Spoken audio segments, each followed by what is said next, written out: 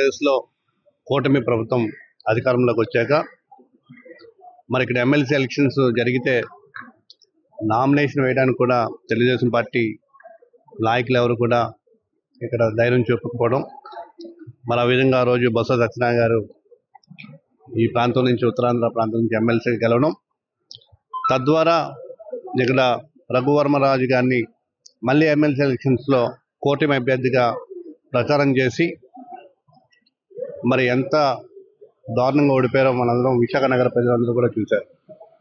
మరి ఈ రాష్ట్రంలో గత ముఖ్యమంత్రి గారు జగన్మోహన్ రెడ్డి గారు అధికారంలోకి వచ్చాక అత్యంత పేదవాళ్ళు ఉన్నటువంటి నందిగామ ఎంపీ సురేష్ గారు కానీ, తిరుపతి ఎంపీ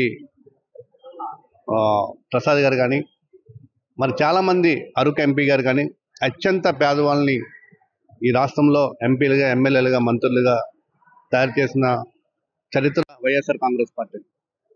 ఈరోజు విశాఖ నగరంలో కూడా ఒక బీసీ వర్గానికి చెందినటువంటి కొలగాని హరివెంకట కుమారి అత్యంత బీపీఎల్ ఫ్యామిలీ ఒక పేద మహిళని, బీసీ మహిళని మేయర్గా విశాఖ నగరానికి ఇచ్చి విశాఖ నగరాన్ని ఎప్పుడు లేని విధంగా, ఎప్పుడు చూడని విధంగా విశాఖ నగరాన్ని 4 సంవత్సరాలు మనం అభివృద్ధి చేస్తే ఈరోజు ఒక బీసీ మహిళని అవమానపరిచి దింపడానికి మరి కూటమి ప్రభుత్వం మరి అవిశ్వాస తీర్మానం ఇవ్వడం, విశాఖ నగర ప్రజలందరూ కూడా దీనిపై చర్చించుకుంటూ ఉన్నారు.